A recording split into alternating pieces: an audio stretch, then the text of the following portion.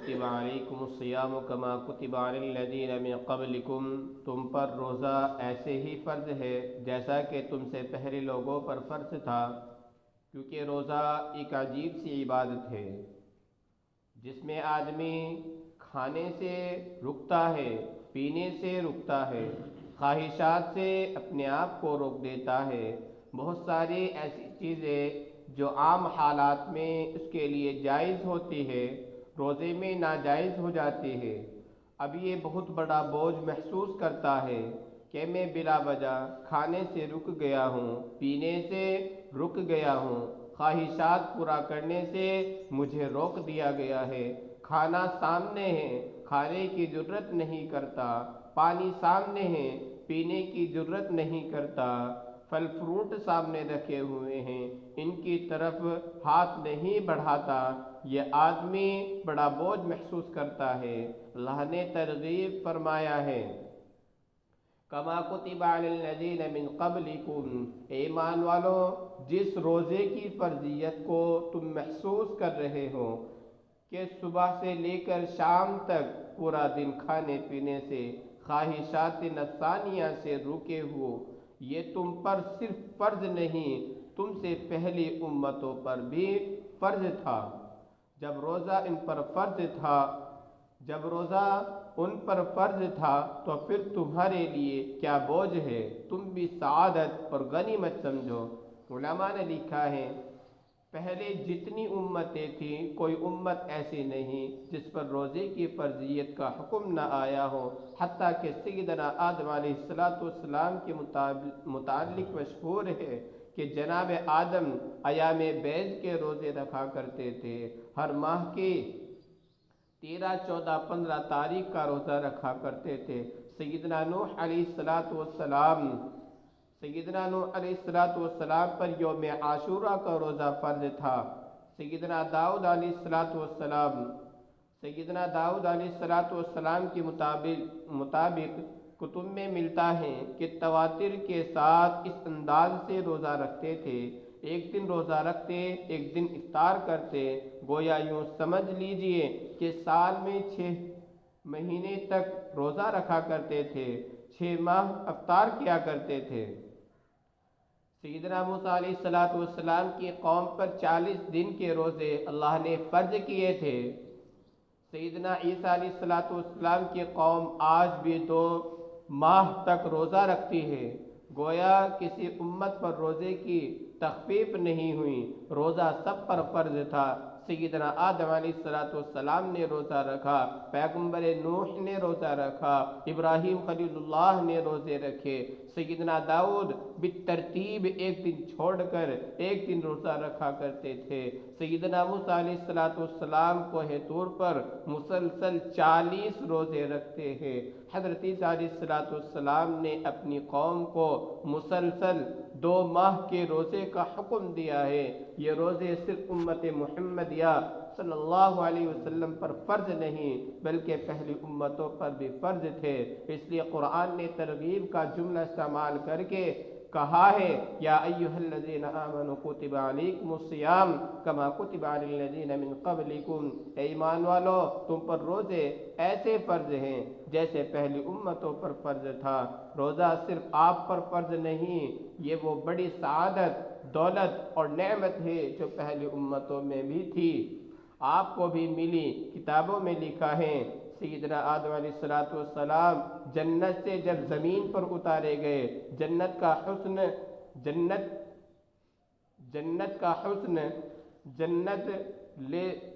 جنت کے سارے کمالات جو آدم علیہ السلام کو اللہ نے جنت میں عطا فرمائے تھے، اور یقیناً ہر جنتی کو جنت میں ملیں گے۔ بڑھاپا کبھی نہیں آئے گا، بیمار کبھی نہیں ہوگا، زندگی کبھی ختم نہیں ہوگی، کبھی کوئی پریشانی نہیں آئے گی، مسلسل نعمتیں ملے گی، ایسی نعمتیں جن پر کوئی زوال نہیں آئے گا۔ اتنے بڑے کمالات کو حاصل کرنے کے بعد سیدنا آدم علیہ السلام جب جنت سے زمین پر اتارے گئے تو بہت بڑا فاصلہ تھا۔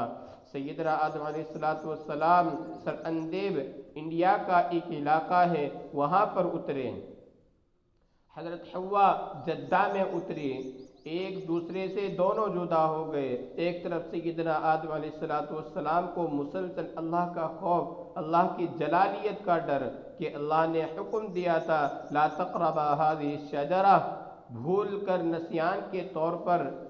قرآن کہتا ہے آدم دلی طور پر وہ کام نہیں کرنا چاہتے تھے، بھول کر کام کر بیٹھے۔ ایک تو اس کا خوف تھا،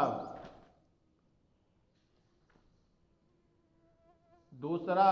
فقیہ حیات سیدہ حوا بھی جدا ہو گئی، دونوں میں بہت بڑا فاصلہ تھا، دونوں ایک دوسرے کو تلاش کرتے کرتے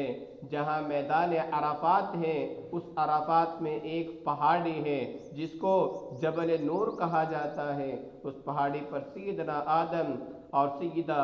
حوا کی ملاقات ہوئی۔ ملاقات کے بعد سیدنا آدم مسلسل روتے رہے، اللہ کے حضور گڑ گڑاتے رہے، اللہ نے توبہ قبول فرمائی۔ جناب آدم علیہ السلام نے کہا ربنا ظلمنا انفسنا وان لم تغفر لنا وترحمنا لنکونن من الخاسرین۔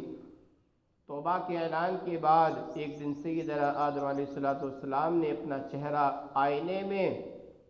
یا پانی میں یا کسی چیز میں دیکھا، دیکھنے کے بعد یہ احساس ہوا کہ جو حسن اللہ نے مجھے جنت میں عطا کیا تھا، جو کمالات مجھے جنت میں ملے تھے، جو خوبیاں مجھے جنت میں ملی تھی، جو جوانی مجھے جنت میں ملی تھی، جو انعامات مجھے جنت میں ملے تھے، جنت سے زمین پہ آنے کے بعد وہ حسن چھن گیا، کمالات ختم ہو گئے، خوبیاں امتحان کے طور پر واپس لے لی۔ آدم کو بڑا احساس ہوا، انتہائی دکھ ہوا، آنکھوں سے آنسو جاری ہو گئے، اللہ کی بارگاہ میں درخواست کی اے اللہ اگر تو مجھ سے راضی ہے میرے اس حسن کو دوبارہ مجھے لوٹا دے تاکہ میں تیرے اس انعام اور احساس کو دوبارہ دیکھ سکوں۔ تو اللہ کی طرف سے آواز آئی آدم اگر اپنے ان کمالات کو واپس لینا چاہتے ہو پھر تمہیں 3 روزے رکھنے پڑیں گے۔ 13، 14، 15 تاریخ کا روزہ اتفاق کی بات تھی، وہ ایسے دن تھے کہ جن دنوں میں رات کو چاند منور ہوتا تھا، دن کو سورج روشن ہوتا تھا، دن بھی روشن رات بھی روشن، اس لیے رات اور دن کی روشنی کی وجہ سے ان دونوں کو ایام بیض کہا جاتا ہے۔ سیدنا آدم نے 13 تاریخ کا روزہ رکھا، چہرہ دیکھا، حسن میں اضافہ نظر آیا، 14 کو روزہ رکھا، حسن میں اور اضافہ نظر آیا، 15 کو پھر روزہ رکھا، وہ کمال اور خوبیاں جو ضائع ہو چکی تھی اللہ نے دوبارہ لوٹا دی، جنت کا گیا ہوا حسن دوبارہ واپس آ گیا، گئے ہوئے کمالات دوبارہ واپس آ گئے۔ اس پر آدم اللہ کا شکر ادا کرنے کے لیے ہر مہینے 3 دن روزہ رکھا کرتے